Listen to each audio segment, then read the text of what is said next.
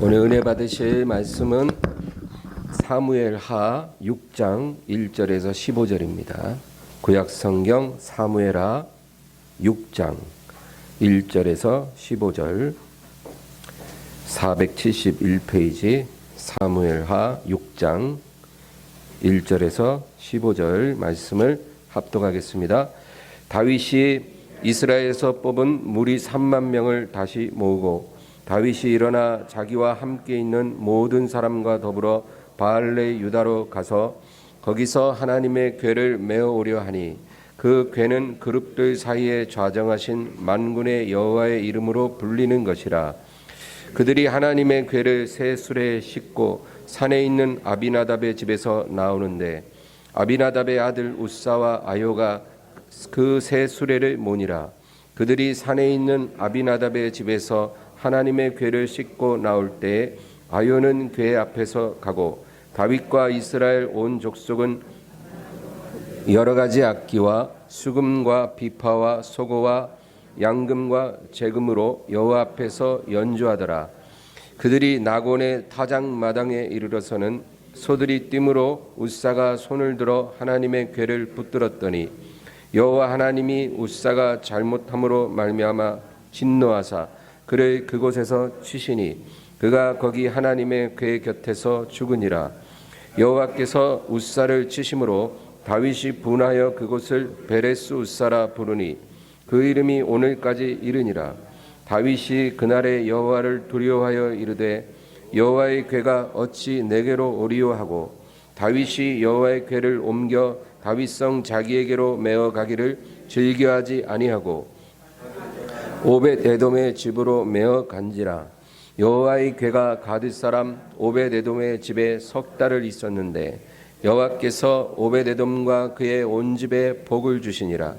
어떤 사람이 다윗 왕에게 아뢰어 이르되 여호와께서 하나님의 궤로 말미암아 오벳에돔의 집과 그의 모든 소유에 복을 주셨다 한지라. 다윗이 가서 하나님의 궤를 기쁨으로 메고 오벳에돔의 집에서 다윗 성으로 올라올세. 여호와의 궤를 맨 사람들이 6걸음을 가매 다윗이 소와 살찐 송아지로 제사를 드리고 다윗이 여호와 앞에서 힘을 다하여 춤을 추는데 그때 다윗이 베옷을 입었더라. 다윗과 온 이스라엘 족속이 즐거이 환호하며 나팔을 불고 여호와의 궤를 메어 오니라. 아멘. 할렐루야. 오늘은 오늘 우리가 읽은 본문은 다윗이 이스라엘의 왕이 되고 나서 일어난 한 사건을 기록하고 있습니다. 여러분, 다윗이라는 사람은 이스라엘 역사에 아주 중요한 인물입니다. 그래서 우리가 그 이스라엘 국기에 보면 그 별 하나가 그려져 있잖아요. 그 육각형 그 별, 그게 다윗의 별이라 그러지 않습니까? 다윗은 이스라엘을 상징하는 인물입니다.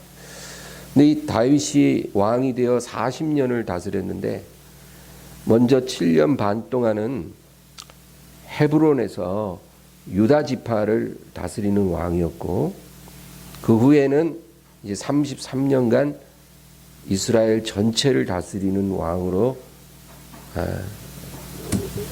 이스라엘을 통치했던 사람입니다. 그런데 다윗이 이스라엘 전체를 다스리는 왕이 되고 나서 두 가지 일을 했어요. 첫째는 예루살렘을 수도로 삼은 것입니다. 그 당시에는 예루살렘에 여부수 사람들이 살았는데 다윗이 이스라엘 전체 왕이 되자마자 이 여부수 사람을 쫓아내고 예루살렘을 이스라엘의 수도로 삼았다는 거예요. 잘한 일이죠. 왜냐하면 이 예루살렘은 아브라함이 이삭을 바친 곳입니다. 하나님이 특별하게 구별한 거룩한 땅이기 때문에 그곳을 수도로 삼았다는 거예요. 두 번째 일은 하나님의 궤를 예루살렘으로 옮겨온 일입니다. 당연하죠. 하나님의 궤가 예루살렘에 있어야 되는 거예요. 그런데 왜 이 하나님의 궤가 예루살렘에 있지 않고 아비나답의 집에 있었냐면은 70년 전에 이스라엘이 블레셋과 전쟁을 했는데 그 전쟁에서 패했어요. 그때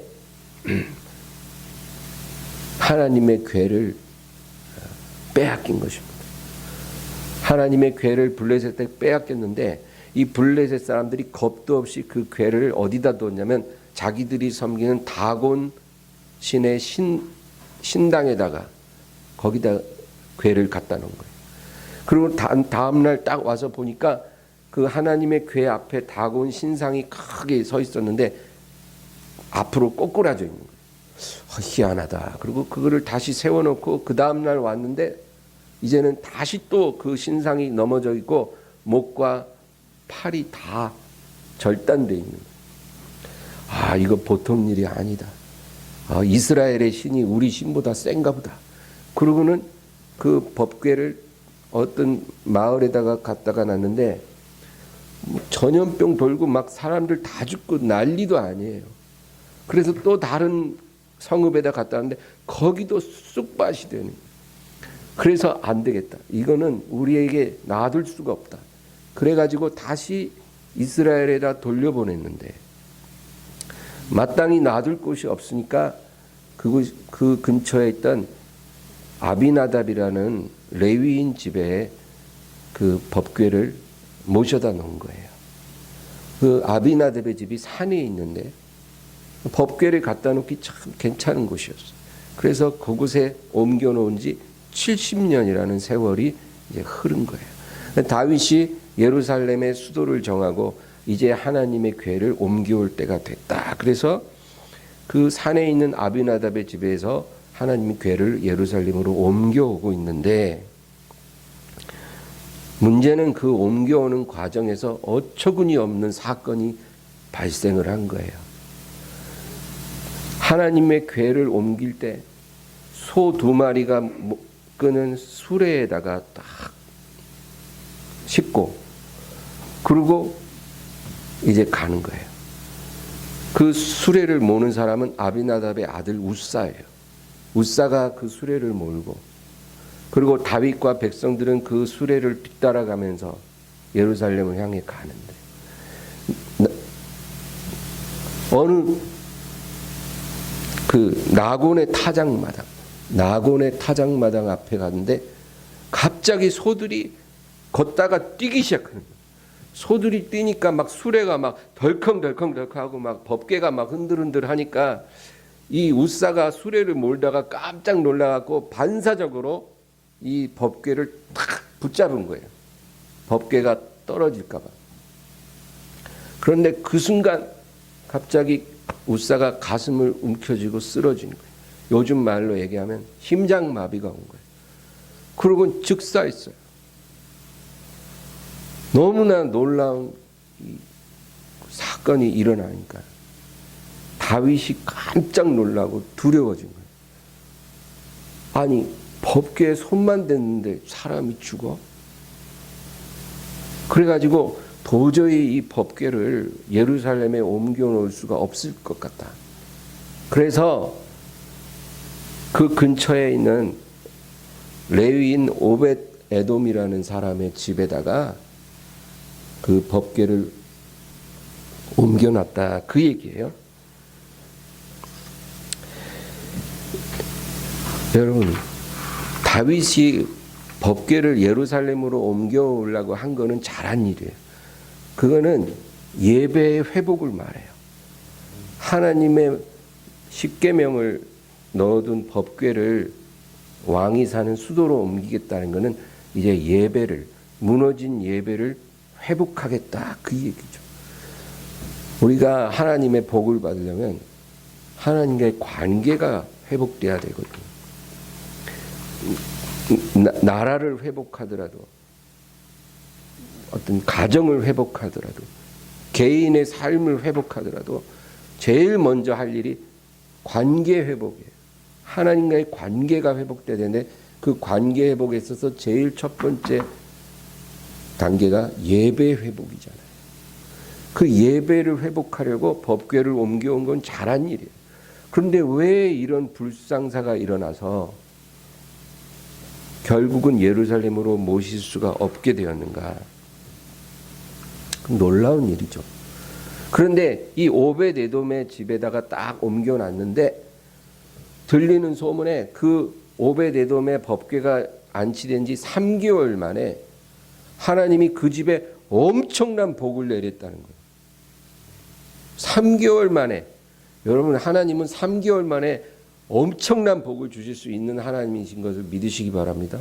아멘. 얼마나 큰 복을 받았는지 막 소문이 막 떠들썩한 거예요. 그래서 다윗 왕이 그 소리를 딱 듣고는 생각이 깊어진 거예요. 희한하다.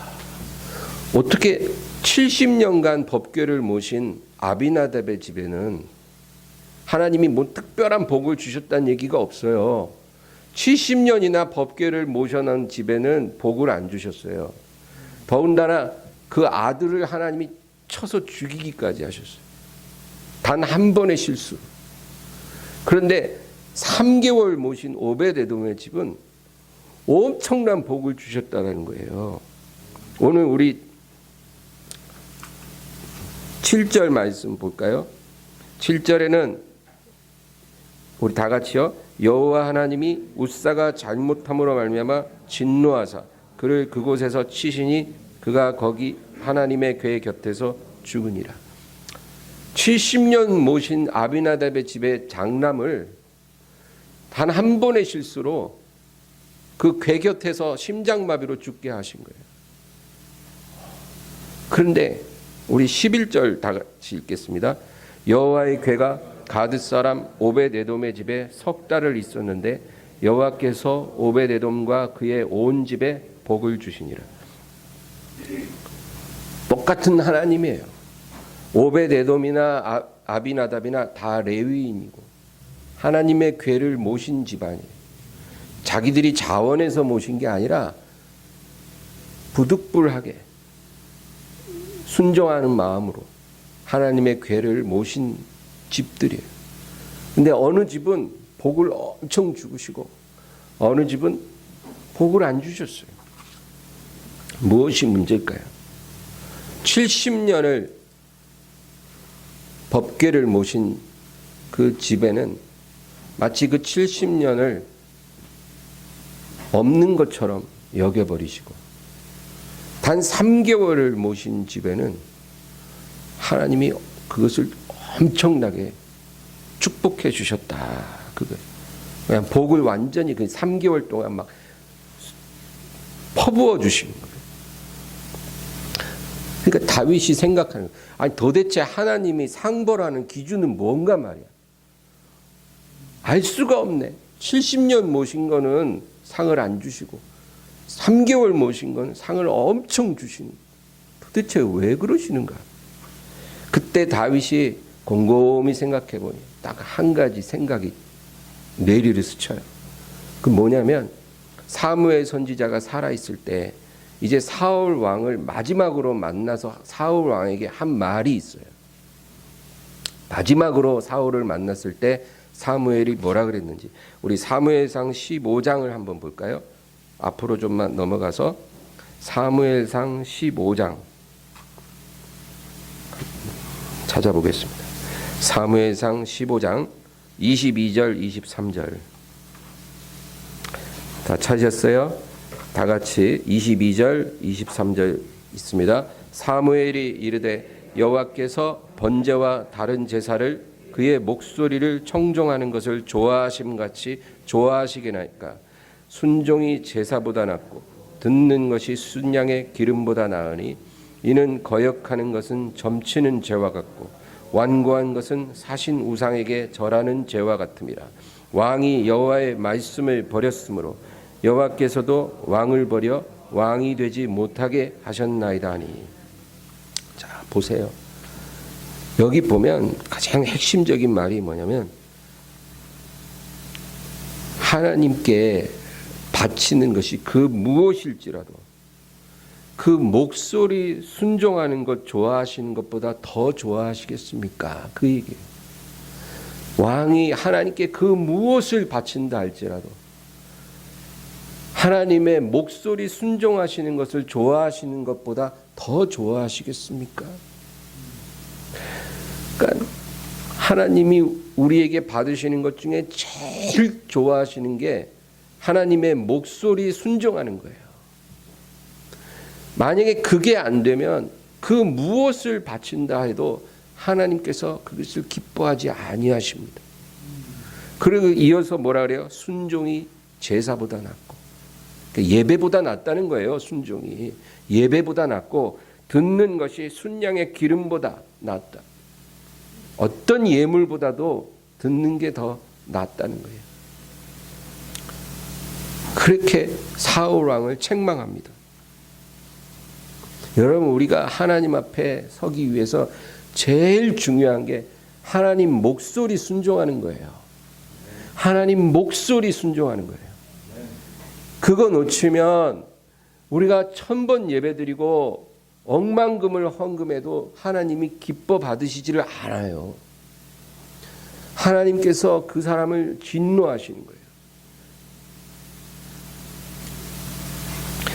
그래서 그 바로 아래 35절 우리 볼까요? 35절 쭉 밑에 보면 다 같이 읽습니다. 사무엘이 죽는 날까지 사울을 다시 가서 보지 아니하였으니 이는 그가 사울을 위하여 슬퍼함이었고 여호와께서는 사울을 이스라엘 왕으로 삼으신 것을 후회하셨더라. 결국 사울 왕이 버림받은 이유가 하나님을 듣지 않았기 때문이에요. 그거 한 가지에 걸리니까 그냥 바로 하나님이 사울을 버리셨어요. 여러분, 이 하나님은 지금 이 자리에 계신 하나님이세요. 우리의 삶을 주관하시는 그 하나님이세요. 사울을 버린 하나님이 지금 저와 여러분의 삶을 주관하고 계세요. 그래서 우리가 이 말씀을 읽을 때 두려워해야 되는 거예요. 근데 다윗이 왜 70년 모신 아비나답의 집엔 복을 안 주시고 왜 3개월 모신 오베데돔의 집에 엄청난 복을 퍼부으셨을까? 그거 고민하다가 이 사무엘 선지자가 사울에게 한 말을 생각하고는 그러면 우리가 하나님을 듣지 않은 것 아닌가? 하나님 목소리를 순종하지 않은 것 아닌가? 그래서 이 법궤에 대해서 말씀에서 뭐라고 하는지를 연구하기 시작한 거예요. 여러분, 사실은 법궤를 모시기 전에 이 말씀을 연구하고 모셨어야 되는 거예요. 그렇죠? 그런데 말씀에 대해서 전혀 관심 없다가 참사가 일어나고 나서, 사고가 일어나고 나서 이제 하나님이 도대체 왜 그러시는지, 뭐가 문제인지 한번 말씀을 보자. 그러고 말씀을 연구해 보니까 민수기 4장에 있는 말씀을 알게 된 거예요.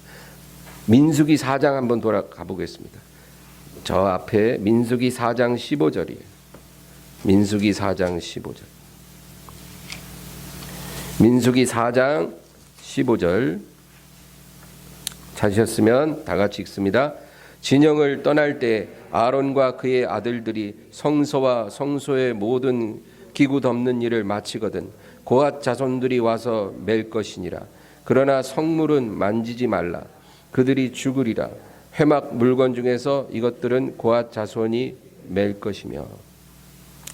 여기 보세요. 뭐라 그래요? 고앗 자손만이 법궤를 맬 것이라. 만약에 고앗 자손이 아닌 그 누구라도 법궤를 만지면 어떻게 된다고요? 죽으리라. 하나님이 분명히 말했거든요. 여러분, 레위라는 사람이 이제 레위 지파의 조상인데 이 레위에는 삼형제가 있었어요. 게르손과 고핫과 무라리. 이 삼형제가 있는데 둘째인 고핫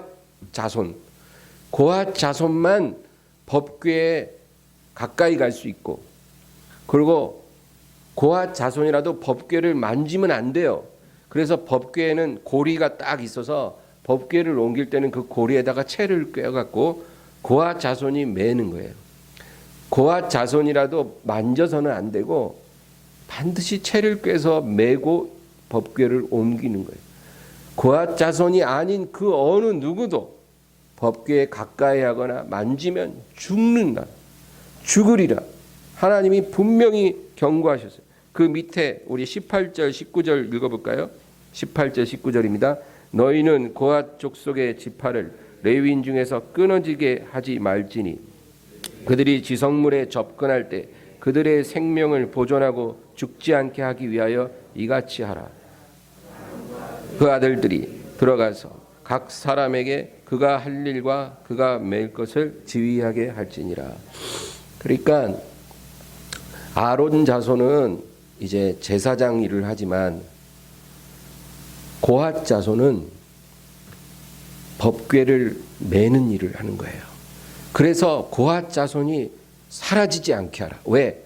고핫 자손이 사라지면 법궤에 가까이 할 자가 없잖아요. 그러니까 법궤를 옮기려면 반드시 고핫 자손이 필요하니까 고핫 자손이 끊어지게 하지 말고, 고핫 자손이 사라져서 아무나 멋모르고 다가가다가 죽는 일이 일어나지 않게 하라. 분명히 하나님이 말씀으로 경고하셨거든요. 그런데 지금 보세요. 말씀을 하나도 몰라. 왕도 모르고 레위인들도 다 그 말씀을 몰라요.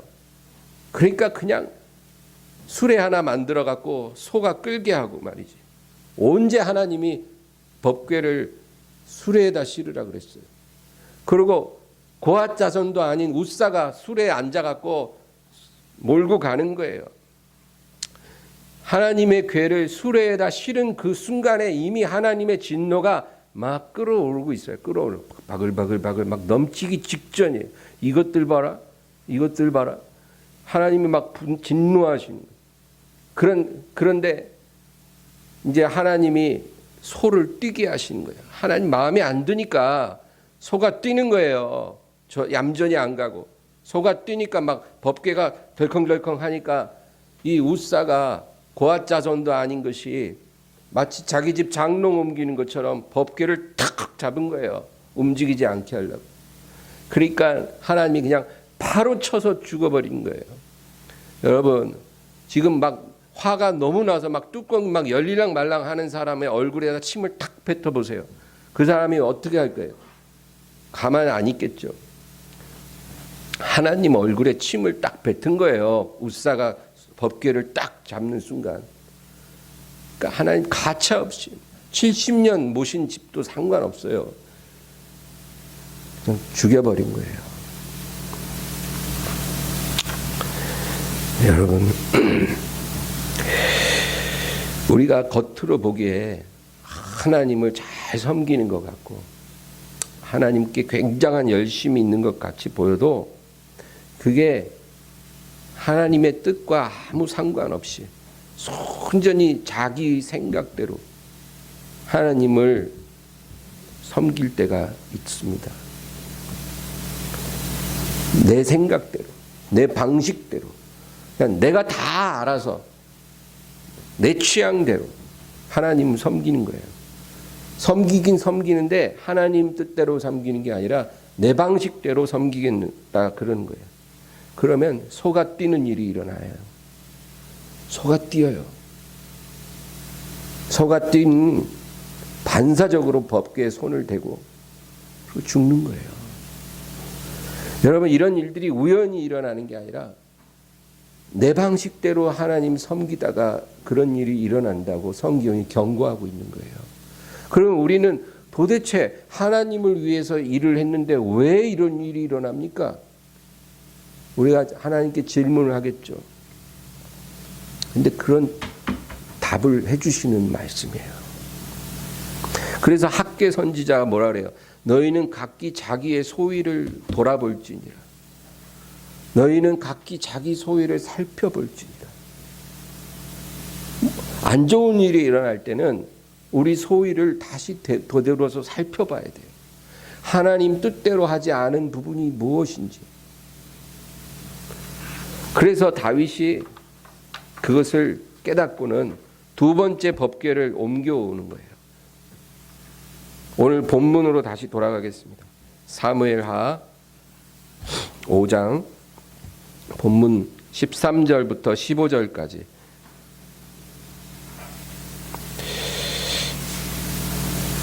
사무엘하 6장 13절에서 15절 다 같이 읽습니다. 여호와의 궤를 맨 사람들이 6걸음을 가매 다윗이 소와 살찐 송아지로 제사를 드리고 다윗이 여호와 앞에서 힘을 다하여 춤을 추는데 그때 다윗이 배 에봇을 입었더라. 다윗과 온 이스라엘 족속이 즐거이 환호하며 나팔을 불고 여호와의 궤를 메어 오니라. 아멘. 완전히 달라졌어요. 수레는 간 곳 없고 이제 고앗 자손들을 불러다가 궤를 탁 메고 옮기는데 6걸음마다 번제를 드려요. 이건 하나님이 시키지도 않은 일인데 얼마나 무서웠으면 6걸음 옮기고 소 한 마리 드리고 6걸음 옮기고 소 한 마리 드리고 아마 그 소 드리는 제사장들이 벌벌벌 떨었을 거예요. 갑자기 심정지가 올까 벌벌벌 떨면서 6걸음마다 번제 드리면 그리고 다윗 왕은 뒤에 따라가면서 춤을 추는데 힘을 다해 춤을 추는 첫 번째 옮길 때 모습하고는 완전히 달라진 거예요. 여러분 우리가 하나님 영광 앞에 서면 이렇게 달라지는 거예요. 예? 예배 예배 시간에 졸고 스마트폰 보고 이런 사람들 뭐라 하지 마세요. 아직 하나님 못 만나서 그래요. 하나님 만나면 달라져요. 그냥 야단치는 게 우선이 아니라 하나님 만나는 게 우선이에요. 뭐 자세 똑바로 해. 졸지 마. 뭐 앞 똑바로 쳐다봐. 목사님 말씀 잘 들어. 이런 말 100번 해도 소용없고 하나님 만나도록 기도하세요. 하나님 만나면 다 달라집니다. 여러분 그런데 오늘 가장 중요한 질문이 왜 70년이나 법궤를 모신 아비나답의 집에는 복을 안 주시고 3개월 모신 오베데돔의 집을 축복하셨을까? 이 두 집은 레위인이라는 공통점이 있어요. 레위인인데 고앗 자손이 아니라 게르손 자손이나 므라리 자손이었어요. 그리고 자원에서가 아니라 어쩔 수 없이 법궤를 안치한 집이에요. 근데 이 아비나답의 집을 보면 여러분 한번 보세요. 70년이나 자기 집에 하나님 법궤가 있어요. 그러면 이 법궤에 대해서 구약의 말씀을 알고 있어야 되는 게 당연한 거예요. 레위인이니까. 그럼 만져서는 안 되고 반드시 채로 깨서 매라고 하나님 말씀하신 거를 알아야 되잖아요. 근데 그걸 몰랐다는 거예요. 70년이나 하나님의 궤가 자기 집에 있는데도 법궤에 대해서 뭐라고 하시는지 말씀에 기록된 것을 한 번도 본 적이 없다라는 것. 하나님의 뜻을 아는데 관심이 없었다 그거예요. 겉으로 볼 때는 저 집에 하나님의 궤가 있어. 훌륭한 집이네. 거룩한 집이네. 겉으로는 그렇게 보이지만 하나님의 뜻을 아는 것에는 그 집 사람들이 관심이 없었어요. 70년 동안. 그러니까 70년간 교회 열심히 다녔는데 70년 교회 다니면서 성경을 한 번도 읽어가지 않은 사람들 있잖아요. 그런 거랑 똑같은 거예요. 70년을 교회 생활을 했는데 한 번도 창세기부터 계시록까지 제대로 읽어본 적이 없어. 그런 성도를 하나님이 보실 때 바로 이 아비나답의 집이 그런 집이에요. 장로가 되고 권사가 됐는데 하루에 한 장도 성경을 안 읽는 사람, 이런 사람도 별 다를 바가 없어요. 여러분 말씀에 게으러지지 말기를 바랍니다. 우리가 뭐 성경책 끼고 교회 다니는 그런 겉모습을 하나님이 보시는 게 아니에요. 하나님의 뜻을 아는데 네가 얼마나 관심이 있는가, 그거 보시는데 하나님을 속일 수가 없어요.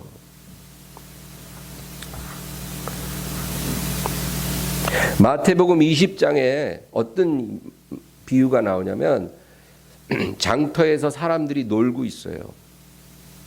그런데 포도원 주인이 나가서 이 사람들 아침 9시에 딱 나가서 너희들 오늘 하루 우리 포도원 와서 일해라. 품삯 주마. 그래서 아침 9시에 사람들을 포도원으로 들여보냈어요. 그리고 정오에 나가보니까 또 놀고 있는 사람들이 있어. 또 내가 품삯 줄게 하고 들여보냈어요. 오후 3시에 나갔더니 또 있어. 그래서 또 들여보냈어요. 마지막으로 오후 5시, 이제 하루 일 마치기 딱 1시간 남았는데 오후 5시에 장터에 가니까 아직도 놀고 있는 사람이 있는 거야. 하루 종일 할 일 없이 노는 사람들이 있었더라는 거예요. 그래서 마지막으로 너희도 포도원에 들어가라. 그러고는 이제 6시에 일이 마치고 나서 사람들을 불러다가 다 똑같이 품삯을 주는 거예요. 그러니까 아침 9시에 들어온 사람들이 불만이 생겼어요. 하루 종일 일했는데 왜 우리도 똑같이 대우하는가? 그러니까 주인이 내가 너희에게 한 데나리온 약속했으니 그거 가지고 가라. 내가 너희에게 약속을 지켰다. 늦게 온 사람에게도 동일하게 주는 것이 내 뜻이니라. 맞잖아요. 여러분, 이게 하나님의 방식이에요. 하나님은 우리가 하나님을 섬긴 날수는 별로 중요하게 생각하지 않으신다는 거예요. 얼마나 오래 하나님을 섬겼느냐가 하나님이 중요하게 보는 게 아니고 어떻게 하나님을 섬겼느냐를 하나님이 중요하게 보신다는 거예요. 이게 하나님이에요. 그러니까 교회 오래 다닌 거 너무 자랑하지 마세요. 하나님은 기간을 보지 않고 퀄리티를 봐요. 퀄리티. 70년 섬긴 집안이 아니라 3개월 섬긴 집을 더 축복해 주시는 하나님이에요. 우리가 만약에 하나님을 오랜 시간 섬겨왔다면 우리가 조심해야 될 게 끝을 잘 마무리해야 돼요. 시작이 아무리 화려해도 과정이 아무리 괜찮아도 끝이 안 좋으면 우리가 행한 모든 시간들이 허사라는 거예요. 에스겔서 보면 18장 33장에 여러분 한번 읽어보세요. 뭐라 그러시냐면 어떤 의인이 일평생 의를 행하고 하나님을 순종했을지라도 그가 마지막에 그 의의 길을 버리고 악을 행하면 그가 행한 모든 의로운 일은 하나도 기억되지 아니하고 그가 행한 악으로 인하여 멸망하리라. 그러나 만약에 여러분이 늦은 나이에 하나님께 돌아왔다면 너무 아쉬워할 필요가 없어요. 이제 얼마 남지 않은 이 시간 동안 하나님 잘 섬기면 아주 복받은 사람이 될 거예요. 어떤 악인이 있는데 그가 일평생 악을 행하였을지라도 그가 돌이켜 하나님께 돌아와서 선과 의를 행하고 하나님을 순종하면 그가 이제까지 일평생 행한 악은 기억되지 아니하고 그가 행하는 의로 말미암아 살리라. 이게 하나님의 일하시는 방법이에요. 여러분, 끝이 좋아야 돼요.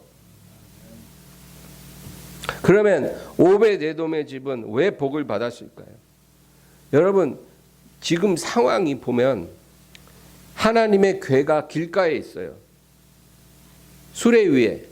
그리고 그 수레에 몰던 웃사는 그 옆에 이렇게 심정지 상태로 죽어 있어요. 그리고 모든 백성들이 그 궤에 가까이 가지도 못해. 다윗 왕조차도 지금 벌벌벌 떨어. 골리앗 앞에서도 안 떨던 다윗이 지금 떨고 있어.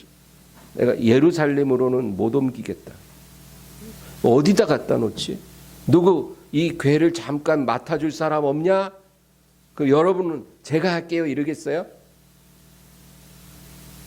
집안 망하려고? 궤 모셨다가 아들 죽으라고? 아무도 그 궤를 모실 자가 없어요. 그러니까 사람들이 어이 오벳에돔 자네 집 가까우니까 자네 집에 좀 잠깐 모시면 안 될까? 그러면 여러분 같으면 어떻게 하세요? 아유 저희 집에 자리가 없어요. 자리가. 제가 그런 거 모실 그릇이 절대 아니에요. 그런데 오벳에돔은 그러지 않고 잠시 동안 제가 하나님의 궤를 모시기로 하겠습니다. 여러분, 그 어느 누구도 원치 않을 때 그거를 받아들인 거예요. 집이 망하는 한이 있어도 아들이 죽는 일이 있을지라도 하나님의 궤를 저렇게 길에다 방치할 수는 없다. 어떻게 하나님의 궤를 저렇게 길에 놔두고 비 맞고 이슬제 적게 할 수가 있는가? 우리 집 아들 죽고 딸 죽고 집안 망하는 일이 있어도 내가 그걸 받아들여야 되지 않을까? 그 마음으로 그 궤를 받아들인 거예요. 그런데 아들 죽는 일이 안 일어나고 엄청난 복을 하나님이 3개월 동안 막 퍼부어 주시는 거예요. 여러분, 이런 사건을 통해서 우리가 하나님을 알게 되는 거예요. 눈으로 볼 수 없고 귀로 들을 수 없고 만질 수 없지만 우리가 섬기는 하나님이 어떤 하나님인가를 이런 사건을 통해 하나님이 계시해 주시는 거예요. 너희 식대로 믿지 말고 내 방식대로 나를 섬겨라. 제가 이 오벳에돔을 가만히 묵상하는데 구레네 시몬이 딱 오버랩이 되더라고요. 성경에는 여기저기 비슷한 오버랩 되는 사건들이 있어요. 같은 교훈을 주는 사건들이에요. 여러분, 구레네 시몬 누군지 아시죠? 이 사람은 디아스포라 유대인이에요. 디아스포라라는 말은 유대인이지만 이스라엘에 살지 않고 저 이방 지역에 흩어져 사는 유대인들을 디아스포라라고 해요. 그래서 이 구레네 사람 시몬이에요. 구레네라는 지역은 북아프리카 리비아의 해안 도시예요.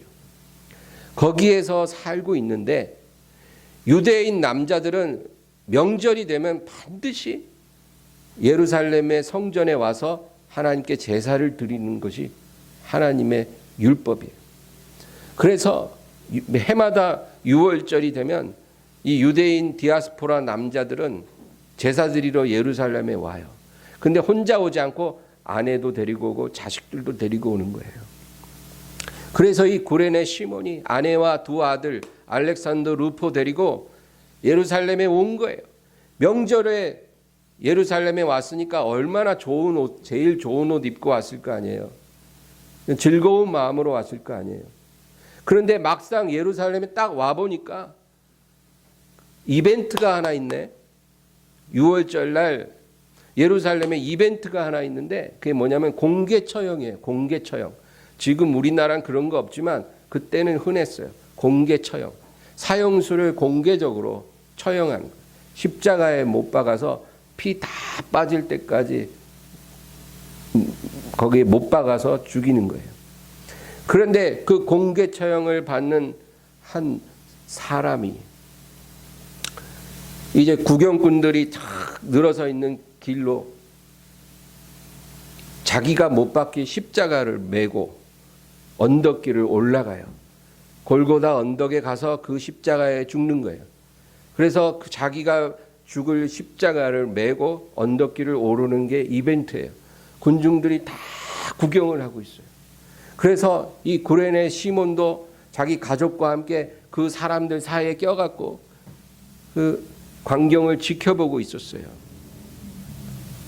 그런데 예수님이 십자가를 메고 걸어 올라오시는데 하필이면 이 시몬이 딱 서 있는 그 앞에서 막 주저앉으신 거예요. 하필이면. 그런데 보니까 너무 처참해. 왜냐하면 지금 예수님은 온몸이 막 피가 막 흘러나와요. 지난 밤에 예수님은 겟세마네에서 잠도 안 주무시고 기도했잖아요. 밤새 잠을 안 잤어요. 기도하셨어요. 그리고 새벽에 신문 받으시고 그 다음에 빌라도의 뜰에서 채찍을 엄청 맞았어요. 그러니까 지금 온 몸에서 피가 막 배어 나오고 있어요. 그리고 머리에는 가시관을 딱 써서 여기서도 피가 나요. 그런 분이 하얀 세마포를 입고 있으니까 세마포가 하얀 게 아니라 붉은색이 되어버렸어요. 그리고 그 지친 몸으로 그 무거운 나무 십자가를 지고 걷는데 여러분 생각해 보세요. 자기 몸 하나 세우는 것도 힘든데 그 십자가를 메고 언덕길을 오르니까 도저히 올라갈 수가 없어요. 그래서 예수님이 결국은 주저앉아 버렸어요. 그런데 그 자리가 바로 시몬이 구경하던 자리인 거예요. 그러니까 시몬이 너무 안 돼서 그 십자가를 들어다가 예수님 어깨에다가 딱 지워진 거예요. 그런데 예수님이 일어나지 못해. 그래갖고 또 주저앉고. 그래서 시몬이 또 십자가를 들어다가 어깨에다 딱 해드렸는데 또 일어나시다 주저앉아요. 그러니까 사람들이 여보게 자네가 좀 들어. 저 사람이 자기 몸도 못 일으키는데 어떻게 십자가를 들겠나. 자네가 좀 들어. 그러니까 이 시몬이 할 수 없이 그 십자가를 자기가 메고 가는 거예요.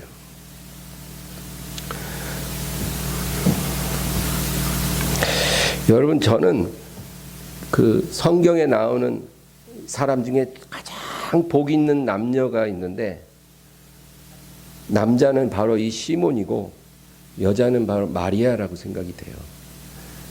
왜 그러냐면 마리아는 처녀의 몸으로 하나님을 잉태했잖아요. 그거는 말로 다 알 수 없는 영광이죠. 온 세상 죄를 지고 가실 하나님의 아들을 처녀의 몸에 가졌으니 그 영광은 이루 말할 수가 없어요. 근데 이 구레네 시몬도 못지 않아요. 예수님이 십자가에 못 박히신 그 십자가를 자기 어깨에 지웠어요. 어깨가 다 까지지만 그 어깨에 지우고 예수님 몸에서 배어나오는 그 피가 시몬의 옷에 다 묻었어요. 그때는 그게 무슨 의미인지 몰랐지만 얼마나 영광된 삶입니까? 가장 복 있는 사람이라고 생각을 해요. 그 사건 이후로 여러분, 이 구레네 시몬의 가정은 완전히 변화돼서 알렉산더와 루포 두 아들은 초대교회 가장 훌륭한 지도자가 되고, 그 시몬의 아내는 사도 바울이 내 어머니라고 할 정도로 그런 여인이 되었어요. 마가복음 15장 21절 제가 읽겠습니다. 마침 알렉산더와 루포의 아버지인 구레네 사람 시몬이 시골로부터 와서 지나가는데 그들이 그를 억지로 같이 가게 하여 예수의 십자가를 지우고.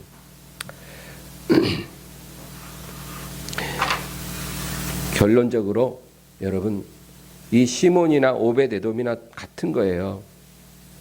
하나님의 영광이 자기 앞에 방치되어 있을 때 그걸 외면하지 않고 그것을 받아들인 거예요.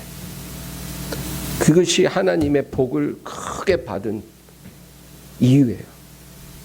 우리의 삶 속에 내 앞에 하나님의 영광이 여러분 방치되어 있거든 그냥 지나치지 마세요. 그것을 받아들이세요. 십자가가 쓰러져 있거든 그거를 일으키세요. 누가 하겠지 이러지 말고 내 앞에 쓰러진 십자가가 보이면 그거 일으키세요.